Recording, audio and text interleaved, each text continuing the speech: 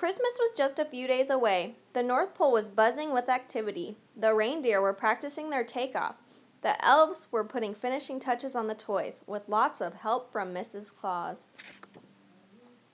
Santa looked tired. "We need a little break," he said. "How about a song and dance to get us going?" asked Mrs. Claus. Music and laughter rocked the workshop, but something wasn't right. Something was missing. Santa was quiet. "What is it, dear?" asked Mrs. Claus. "Have you lost something, sir?" asked an elf. Santa scratched his head. He cleared his throat. "You guys could say that," he said.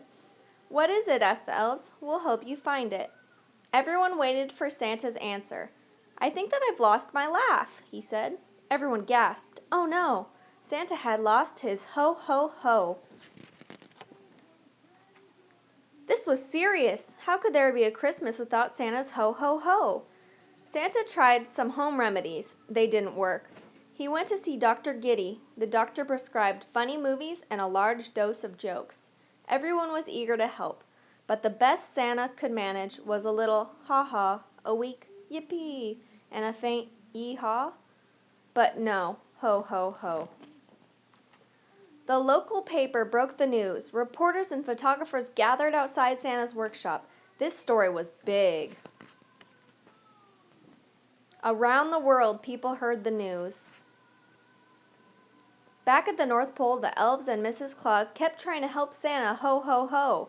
Nothing worked. The reindeer even offered a surefire remedy, cocoa. Santa enjoyed it, but his laugh was a no-show. Santa decided to check his mail. He always read every single letter himself, but had been so busy trying to ho-ho-ho that the mail had already piled up. Mrs. Claus noticed that Santa looked tired, even a bit cranky.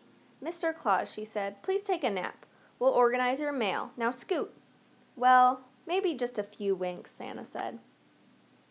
Santa settled in for a short winter's nap. Mrs. Claus and the elves got busy. They opened the mail.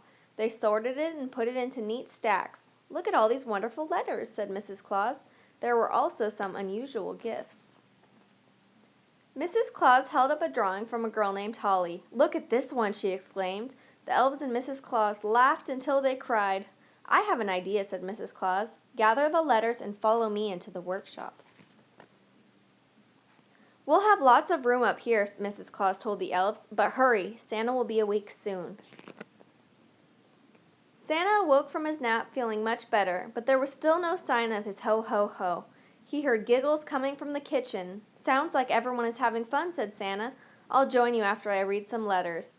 "Your mail is in your workshop, dear," said Mrs. Claus, "so you can sit in your favorite chair when you read," said the postmaster elf. "Great idea," said Santa. Santa headed for the workshop. The elves and Mrs. Claus waited by the kitchen window to watch and to listen. 1 minute passed, then 2. It was so quiet you could hear a snowflake fall. "I don't hear a thing," Mrs. Claus tisked. "It's not working," moaned the postmaster elf.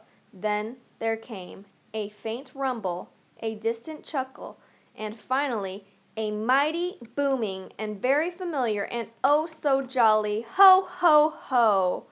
Santa's ho-ho-ho was back. The reporters and the photographers heard it. Folks in town heard it. Everyone everywhere around the world heard it. Mrs. Claus jumped for joy. The elves shouted with glee. The reindeer pranced and danced. Santa thanked everyone for their pictures, especially Holly. He promised that this would be the merriest, jolliest Christmas ever, and it was.